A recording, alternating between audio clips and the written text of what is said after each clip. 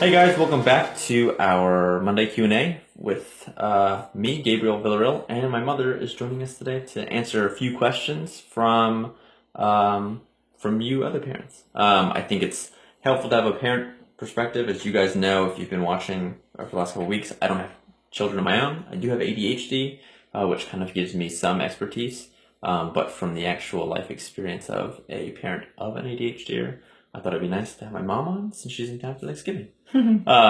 So why don't you introduce yourself? You can tell them your name, and that's it. Okay, well, my name is Catherine Villarreal. I am a proud mother of my son, Gabriel. He wanted me to give, as you said, a perspective of what we went through. And in retrospect, I don't think it was as bad as when we were in it, because this is the end result.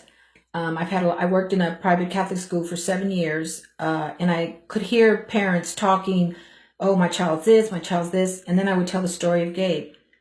Gabe at 4, I knew something wasn't clicking. I didn't know what it was. Everybody said, he just needs to mature, he'll be fine.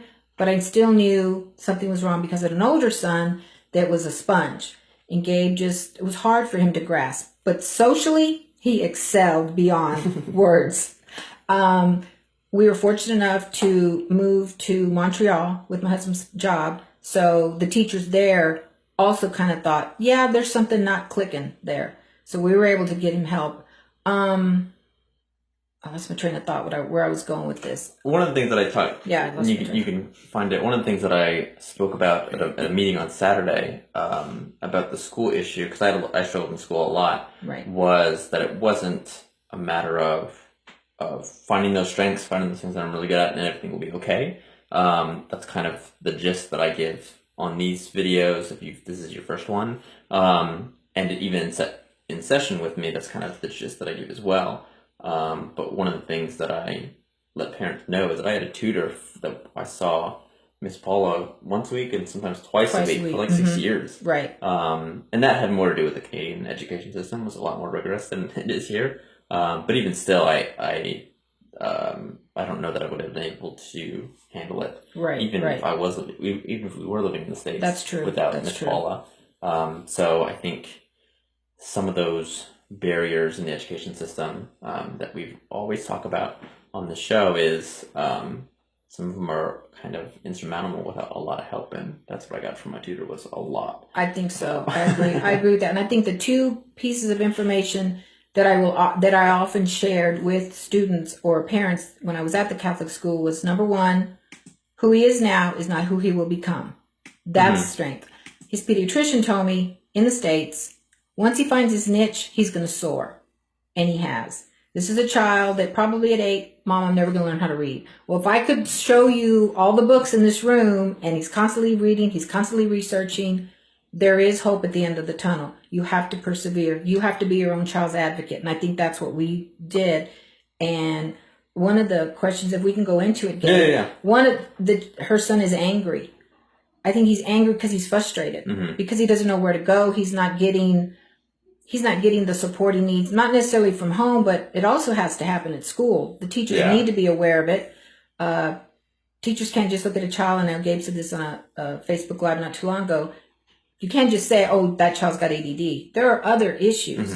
And that'll bring me to a conversation I had to a teacher friend that she has a student that they're saying he's got ADD. I'm like, yeah, but don't you think it's more autistic? She goes, yes, I do. That's exactly what I think it is. Not that she's a professional, but that's what she's sharing with these parents, that don't earmark him ADD, and then that's going to follow him the rest of his life. I don't think Gabe has followed him for his life, for the rest of his life. I think he's excelled. He himself is his own advocate, and I think that's important. So, I mean... Yeah, and we can dive into this question specifically. It reads, my son is so angry all the time. I'm worried he will have problems in the real world by being so negative and angry and argumentative. And I think that was going to be my follow-up is it's hard not to be angry all the time when, and you know, I don't know this...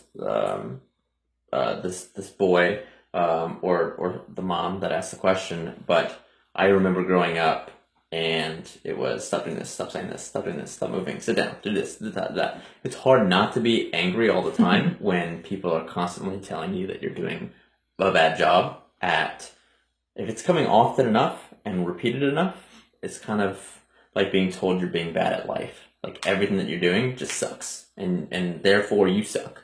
So why wouldn't he be angry? You know, we have a lot of kids that have ADHD in school and that have behavioral issues, and it's like, well, no shit. Like, of course you're gonna have behavioral issues when all you do is yell at him and demean him and kind of get frustrated with him. And yes, you know, the teachers have a finite amount of patience, but when it's coming at all areas, parents, teachers, and maybe some kids too, why can't you just sit still? It's kind of hard not to be so angry and argumentative and wanting to defend yourself because there's something inside of you that says, like, no, I know I'm smart. Exactly. But there's literally everyone in the world is telling me that there's evidence opposite to that, which kind of gets us into a rabbit hole that we don't need to get into today. But I would just say that it is hard not to be angry all the time when you're doing such, you know, bad things and negative things all day long. And one of the things that I would also like to kind of shed light on is I wasn't really an angry kid. No. But I also blamed that on the medication that I was on. He did. I was on Adderall, and I probably didn't, you know, have a conversation with another peer of mine for like 2 years in high school for freshman and sophomore year. I was basically just kind of like a robot. So the dosage was probably too high, but whatever. So that kind of muted all of those, you know, angry emotions. Coming off though, I think 16, 17, 18, I was pretty angry. He found his voice. He found his voice. But again, not disrespectfully, just this is what I'm going to do, and this is what I need to do for me. And it's hard as a parent because you want to parent him, you want to take care of him, you don't want anyone to think negatively of you. But, you know, if we went to parent-teacher conferences, well, Gabe did this, Gabe did, but he's just so social. He's great. You know, he does do what he needs to do. He's got friends, and that Gabe is not a lack of friends. I don't think Gabe meets a stranger. Mm-hmm. He just doesn't. So, I think too, for that parent, you know, have you sat him down and said, what are you angry about? Because he probably doesn't even know that he's angry. He doesn't know that he's coming across like that. And we don't know the age of the child either, but I think a lot of it is just his head is like a tornado. It's a tornado. All that information is going in. It's, you know, he's short circuiting. So it needs to be railed in. So, you know, that's where Gabe would come in to offer some tips, you know. Yeah, I think just even him being aware that he's angry and he may, you know, he doesn't know. I know that as parents, you all hate to hear, I don't know, but with the ADHD, they don't know. It's because of that impulsivity. There's not enough time to know. The impulsivity happens so fast that there's not enough time to think about why I'm doing this. It is just thought and reaction. It's almost like everything is just reflex. I think that's a really good way to put it is, or as a parent, it's a good way to think about that it is a reflex. So if you're driving down the car and someone cuts off, you don't think, oh, that car's coming in my lane. I don't want them to hit me. So I'm going to swerve this way and hit the brake just this amount so that they don't hit me. It's just boom. And for the ADHD, a lot of it is just that's what it reflex is. at this point. But that can be dialed in and helped.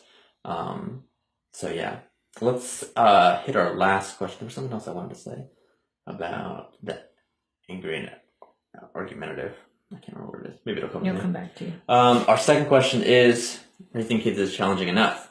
My daughter has a lot of energy, so she barely stays still at home, and she struggles with controlling her emotions.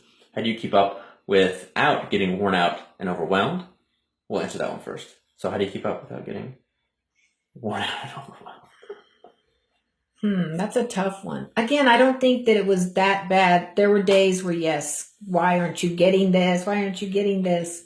I think you need to take a time out.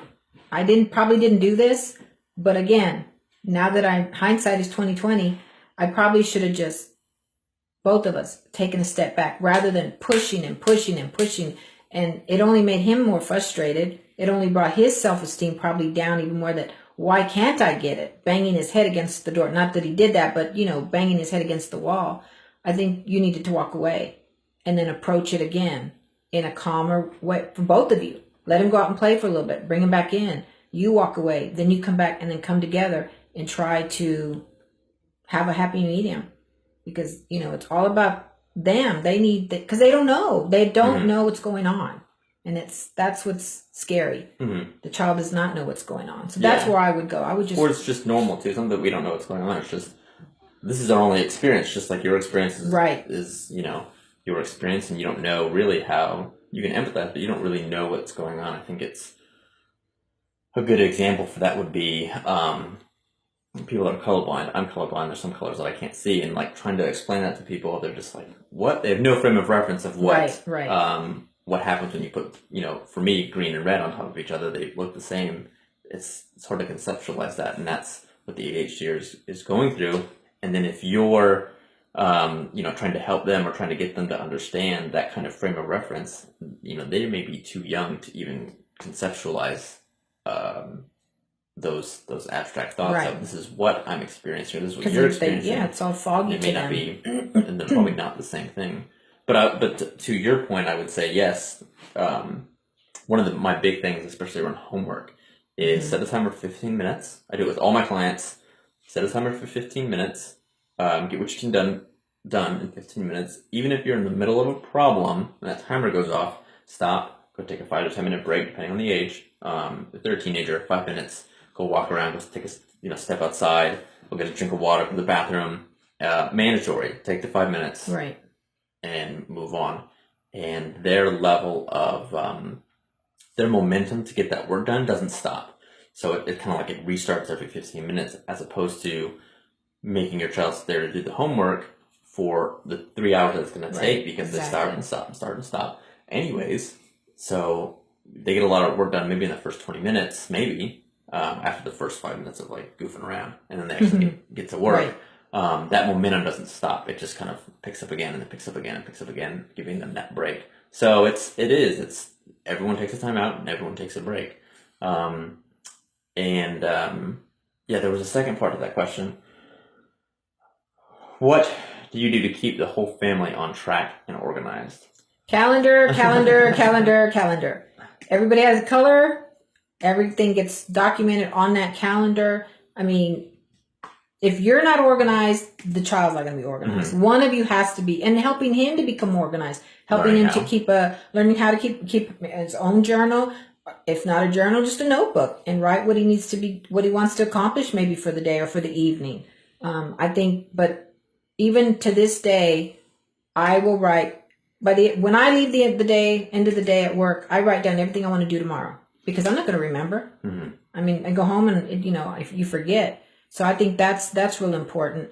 Wasn't there another part to that question about organized and for her at school, or I don't know if it was a little boy, little girl, just a gentle reminder. That was one of the tips that we learned with Miss Paula whenever Gabe looked like he was drifting, the teacher just would come and put her hand and it would bring him back. And that may be similar to the 5-minute break.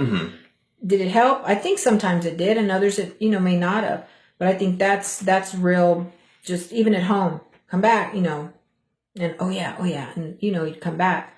But again, I mean, Gabe is a success story.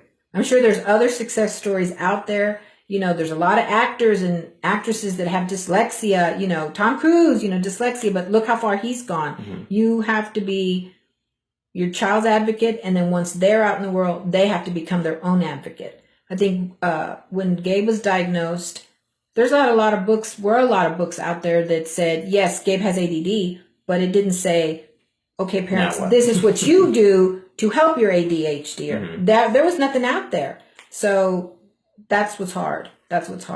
But I think, with the right kind of help, whether it's a psychologist, psychiatrist, getting tested, you got to do it all. With Gabe, have his hearing tested, have his eyes tested. Then we did the testing for what's going on and where the process. He did have an auditory problem. I don't know if you remember that. He could process it going in one ear, but if we did it the other way, it just wouldn't process. I know that. He didn't know that.